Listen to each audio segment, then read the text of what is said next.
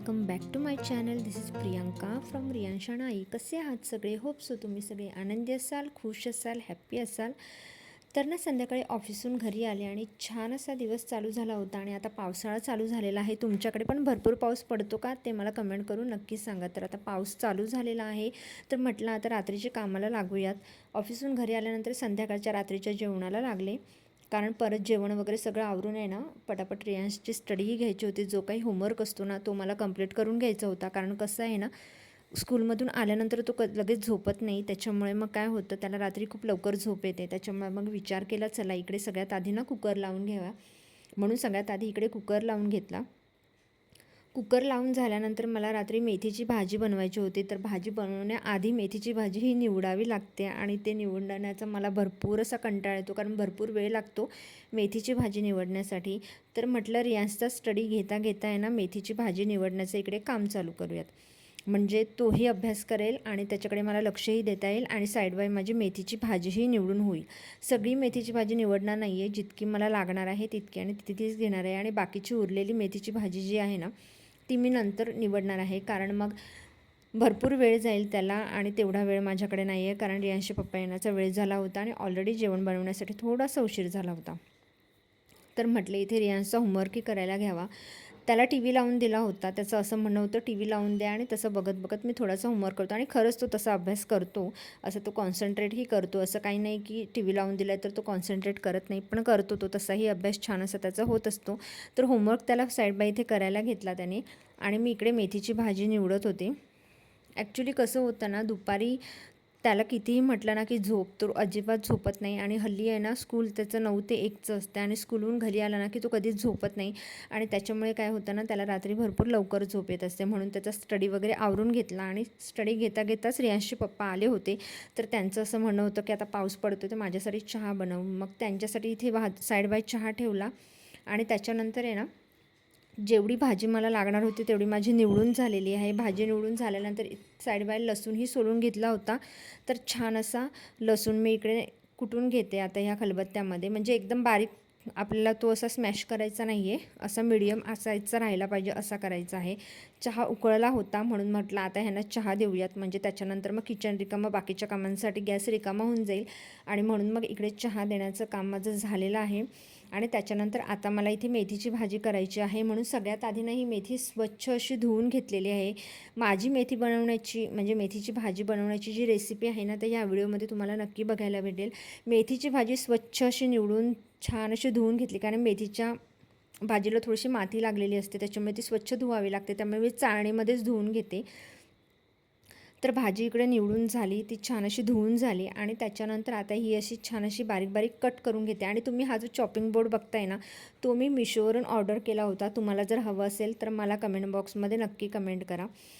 तर त्याच्याबरोबरच आज रात्रीच्या जेवणामध्ये मला शेवग्याची आमटी बनवायची होती, म्हणून इकडे शेवगाच्या शेंगा स्वच्छ धुवून त्याही कट करून घेतल्या. आणि म्हटलं आधी सगळ्यात आधी तर शेवग्याची आमटी करायला घेतली.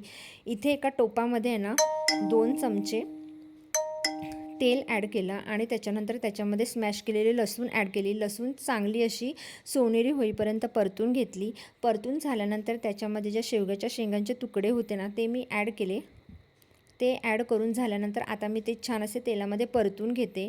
आता हे छान असे तेलामध्ये परतून झाले ना की मग मी त्याच्यामध्ये हा कांदा लसूण मसाला जो माझा घरचा असतो आणि त्याची रेसिपीही, तो कसा बनवला जातो त्याची रेसिपीही माझ्या चॅनलवर अपलोड आहे. तुम्हाला बघायचं असेल तर ते नक्की बघून घ्या.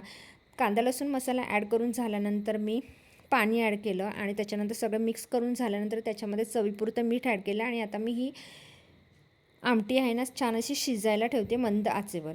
आणि त्याच्यानंतर आता ही आमटी किंवा मग मेथीची भाजी मला जी करायची आहे ना, त्या दोन्हीमध्ये मला शेंगदाण्याचं कूट लागणार आहे, जे माझ्याकडे आता रेडी नाही आहे. म्हणून मग इकडे भुईमुगाच्या शेंगा मी फोडायला घेतला. भुईमुगाच्या शेंगा आमच्या घरच्या असतात, त्याच्यामुळे मग शेंगदाणेही घरचेच असतात. तर शेंगा अशा छान अशा माझ्या फोडून झालेल्या आहेत. आणि साईड बाय इकडे आमटीलाही छान अशी उकळी आलेली आहे. तर शेंगदाण्याचं कूट बनवायचं आहे, म्हणून मग म्हटलं तव्यावर आधी शेंगदाणे छान असे भाजून घ्यावेत.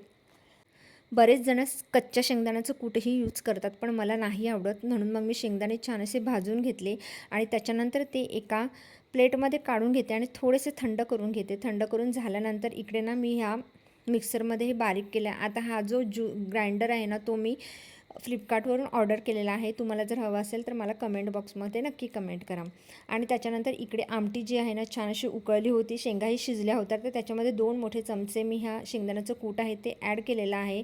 आणि त्याच्यानंतर ते छान असं मिक्स करून घेते. त्याच्यानंतर त्याच्यावर गार्निशिंगसाठी थोडीशी मी बारीक चिरलेली कोथिंबीर ॲड करून झालेली आहे. आणि तुम्ही बघू शकता आमटीला किती छान कलर आला आणि कलर्स ही खूप छान चविष्ट होते. तुम्ही नक्की एकदा ट्राय करा आणि कशी झाली ते मला कमेंटमध्ये नक्की सांगा. तर इथे माझी आमटी झालेली आहे. आता मी इकडे मेथीची भाजी बनवायला घेते. बऱ्याचदा काय होतं ना, काही जणांची मेथीची भाजी ही कडू होते. आता ती कडू न होण्यासाठी हीच काही एक ट्रिक आहे, ती मी तुम्हाला ह्यामध्ये सांगणार आहे. तर इथे मी सगळ्यात आधी पॅनमध्ये 2 चमचे म्हणजे वाटीमध्येच तेल जे बाजूला काढून ठेवलं होतं ते ॲड केलं. लसूण छान असा सोनेरी होईपर्यंत मी ह्यामध्ये परतून घेतलेला आहे. आणि त्याच्यानंतर मी ही जी मेथी आहे ना ती ह्याच्यामध्ये ॲड करते. ॲक्च्युली काय असतं ना, मेथी धुवून स्वच्छ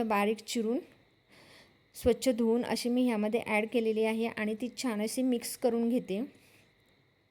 मेथी छान अशी मिक्स करून झाल्यानंतर ती एक 5 मिनटं आपल्याला झाकून ठेवायची आहे. म्हणजे काय आहे ना, झाकून ठेवलं तर मग वाफेवरच शिजून जाते आणि त्याच्यातला कडवटपणा असतो ना तोही थोडाफार निघून जातो. आता मी ती वाफेवर 5 मिनटं छान अशी शिजवून घेतलेली आहे आणि नंतर मी छान अशी ती मिक्स करून घेते.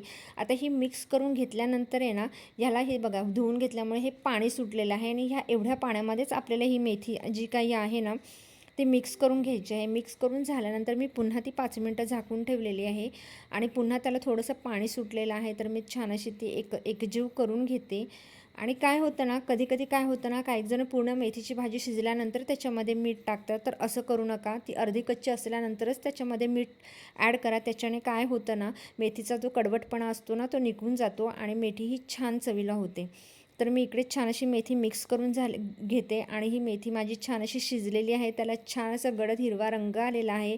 शिजून झाल्यानंतर मग मी त्याच्यामध्ये शेंगदाण्याचं कूट 2 मोठे चमचे शेंगदाण्याचं कूट जे आहे का ना ते मी ॲड केलेलं आहे आणि छान असं मिक्स करून पुन्हा 5 मिनटं झाकून ठेवलेलं आहे. आता आपली भाजी बघू शकता, खूप छान आणि टेस्टी ही मेथीची भाजी होते. तुम्ही नक्की ट्राय करा आणि केलीच तर मला कमेंट करून नक्की सांगा. आता इकडे छान असं माझं ताट वाढायला घेते. तर काय ना, भाकरी मेथीच्या भाजीसोबत मी भाकरी करते आणि जास्त करून संध्याकाळच्या टायमाला रात्रीच्या टायमाला जेवणामध्ये आमच्याकडे भाकरीच बनते. ज्वारीची भाकरी मोस्ट ऑफ बनते. तांदळाची भाकरी रेयांशच्या पप्पांना आवडत नाही म्हणून मी ती बनवत नाही आणि सोबत कांदा असतो. रोजच असतो असं नाही, कधी असो. तर असं होतं माझं जेवणाचं ताट आणि संध्याकाळचं छान असं रुटीन. व्हिडिओ आवडल्यास लाईक करा, शेअर करा आणि चॅनलवर नवीन असल्यास चॅनलला सबस्क्राईब करा. बाय.